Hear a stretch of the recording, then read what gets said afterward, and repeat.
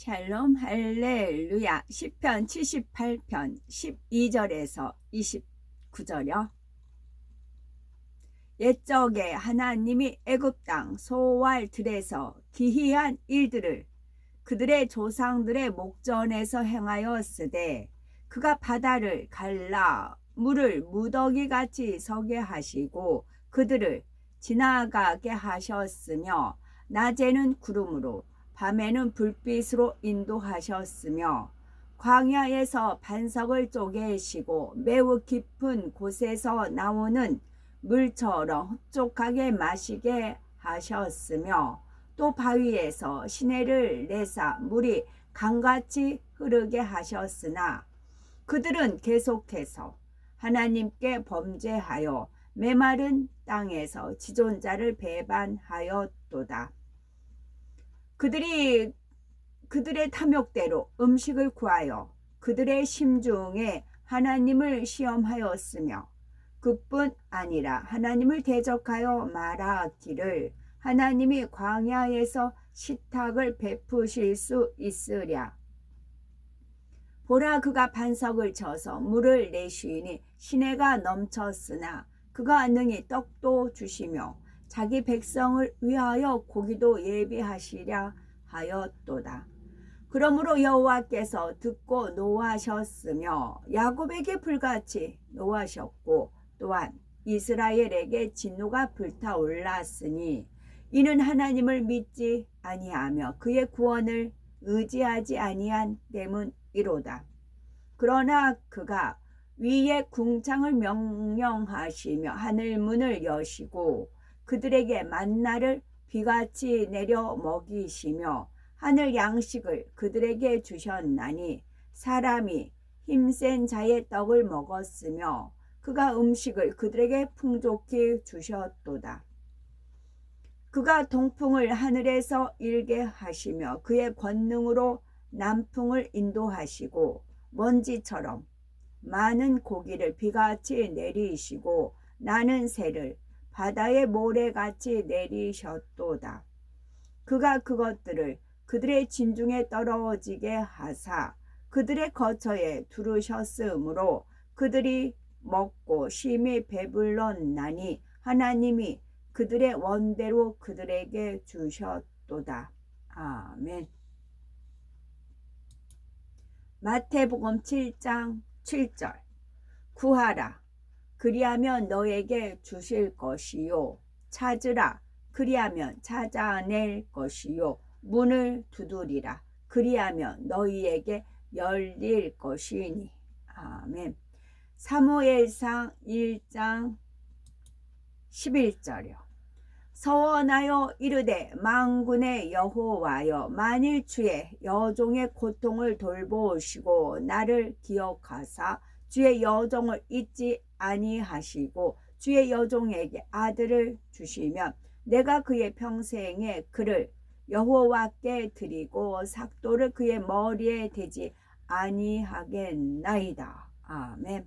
마태복음 1장 19절. 그의 남편 요셉은 의로운 사람이라 그를 드러내지 아니하고 가만히 끊고자 하여. 제목은 응답의 하나님입니다. 아름답고 선한 마음을 이루어 믿음으로 순종하며 무엇이든지 구하는 대로 응답을 받아 행복한 삶을 누리는 복된 성도가 됩시다 입니다. 하나님께 구하는 대로 응답을 받아 행복한 삶을 누리는 복된 우리 성도가 되자 하는데 앞서 전제 조건이 있어요. 아름답고 선한 마음을 이루어 믿음으로 순종하며 더럽고 악하고 추한 마음을 가지고 내가 유익할 때만 믿고 내가 순종하고자 하는 데만 순종하면서 구하는데 응답을 준다 안 준다. 우리가 예수 그리스도의 이름으로 무엇을 구하면 하나님께서는 그대로 시행해 주기 원하십니다. 성도 중에는 하나님께 구하여 무엇이나 응답받아 행복한 삶을 누리는 사람이 많습니다. 그런데 간혹 정말 하나님이 살아 계실까? 정말 천국과 지옥이 있을까? 혹 없다면 교회에 다니는 것이 손해인데 라고 의심함으로 응답받지 못하는 경우가 있는 것을 봅니다. 의심하지 않고 믿으면 반드시 살아 계신 하나님을 만나고 체험할 수가 있습니다. 열심히 하나님을 찾으면 누구나 만나게 되지요. 하나님은 어제나 오늘이나 동일하게 역사하시는 하나님이십니다. 성경을 보면은 한나가 잉태하지 못하여서 간절히 기도했을 때 하나님께서 응답하셔서 사무엘을 낳을 수가 있었지요. 아브라함의 아내 사라는 이미 경수가 끊어졌지만 하나님께서 축복하시니 이삭을 낳을 수가 있었지요. 하나님을 기쁘시게 하면 아무리 잉태할 수 없는 상태라 해도 아이를 출산할 수가 있습니다. 열왕기하 4장에 보면 수넴 여인의 죽은 아들을 엘리사 선지자가 살려 주었습니다. 예수님께서도 죽은 지 나흘이나 되어 썩은 냄새가 나는 나사로를 살리셨지요. 또한 나인성 과부의 아들을 살리기도 하셨습니다. 시체를 향해 정년아 내가 네게 말하노니 일어나라 하자 일어나 앉고 말하였지요. 사도들도 예수 그리스도의 이름으로 그러한 역사를 베풀었습니다. 바울은 3층 누각에 걸터 앉아 설교를 듣다가 졸음을 이기지 못해서 떨어져 죽은 유두고라는 청년을 살렸지요. 베드로는 다비다라는 여인을 기도로 살렸습니다. 이러한 하나님의 역사는 그 당시뿐만 아니라 지금도 나타나고 있지요. 어제나 오늘이나 동일하신 하나님께서는 사랑받는 하나님의 종이나 믿음의 사람을 통해서 역사하고 계십니다.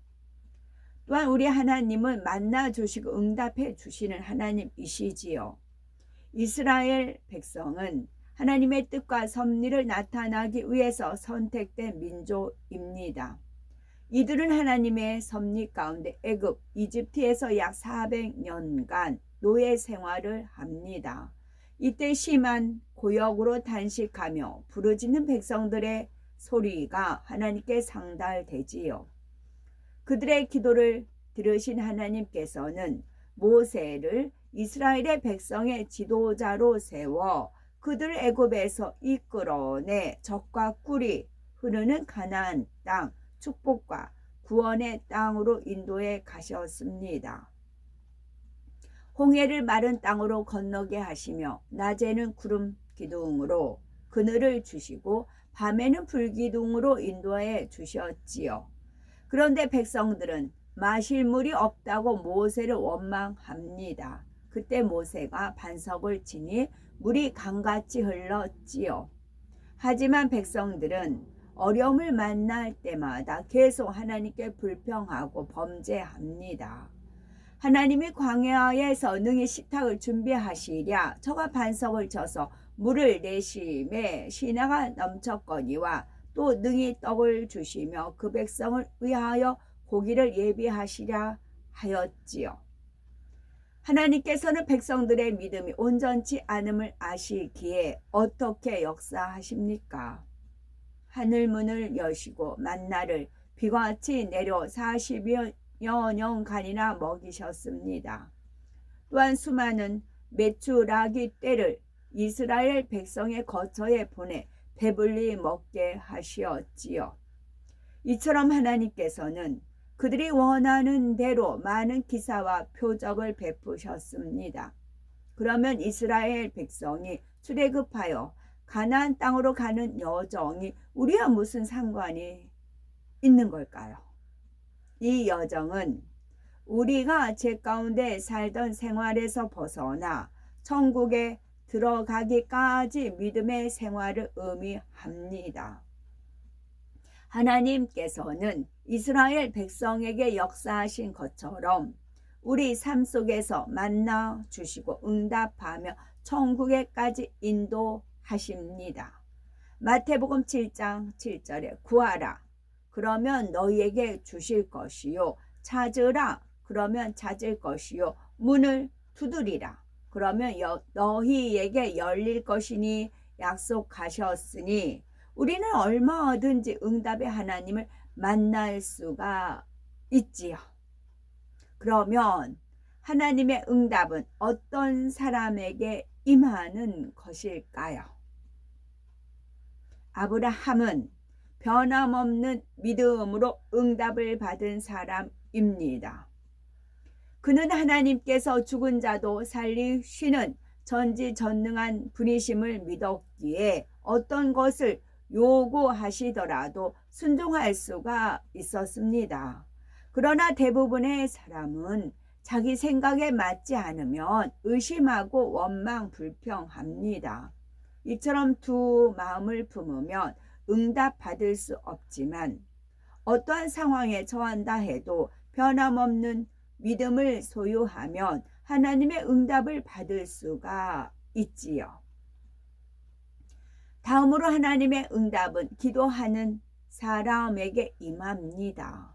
엘리야 선지자는 응답받기 위해서 땅에 꿇어 엎드려 그 얼굴을 무릎 사이로 들어갈 만큼 간절히 기도하였지요. 이를 통해서 3년 반 동안 한 방울의 비도 내리지 않던 땅에 큰 비가 내리게 되었습니다. 3년 반 3년 후 요한계시록에요. 3년 반 3년 반 또한 고넬료처럼 하나님을 경외하며 선을 행한 사람에게 임합니다. 고넬료는 이달리아대 백부장으로 이방인이지요. 그는 경건하여 온 가족과 함께 하나님을 경외하며 백성을 많이 구제하고 하나님께 항상 기도하였습니다. 이러한 고넬료의 기도와 구제가 하나님께 상달되니 베드로를 보내 그와 그 자리에 참석한 고넬료의 일가 친척, 친구까지도 모두 성령을 받고 구원받게 하신 것이지요.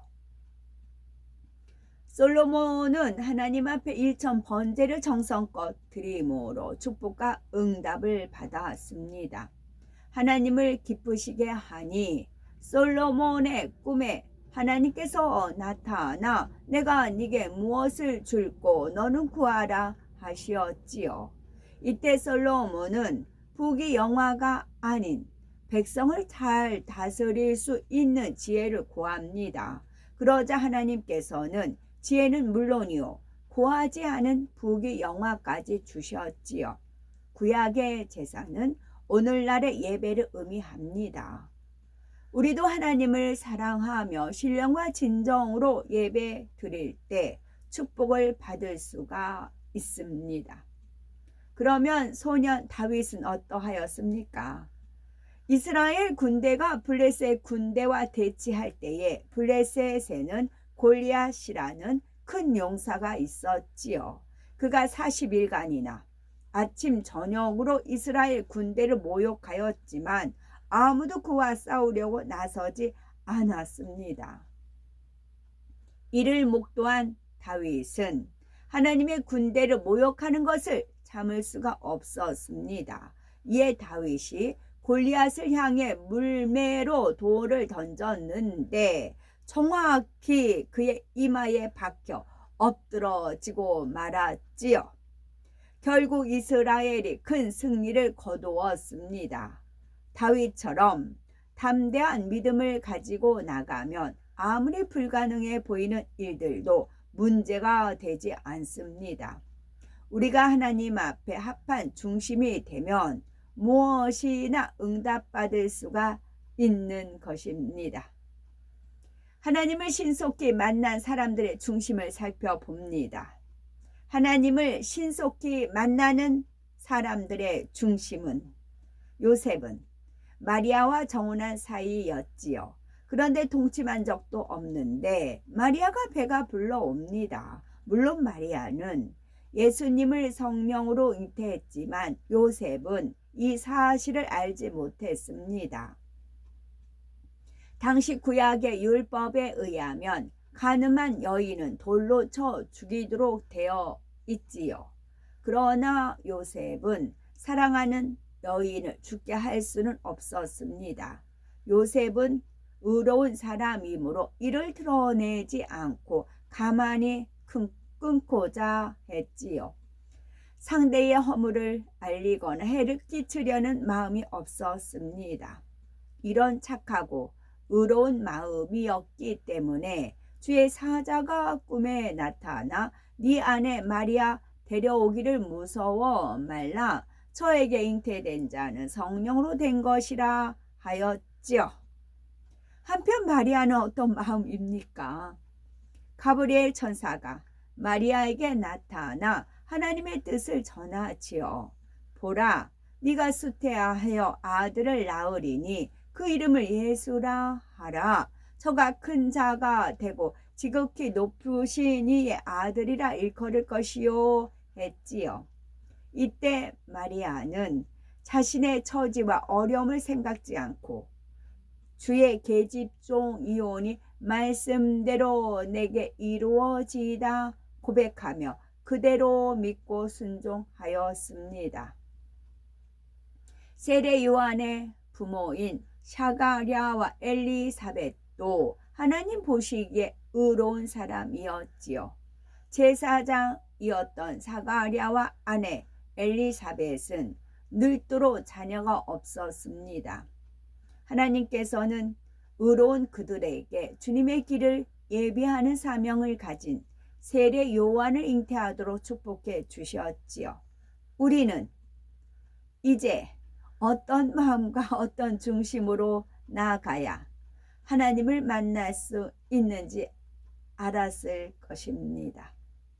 아무리 어려운 일이 있다 해도, 아무리 어려운 일도 하나님을 만나면 다 해결받을 수가 있습니다.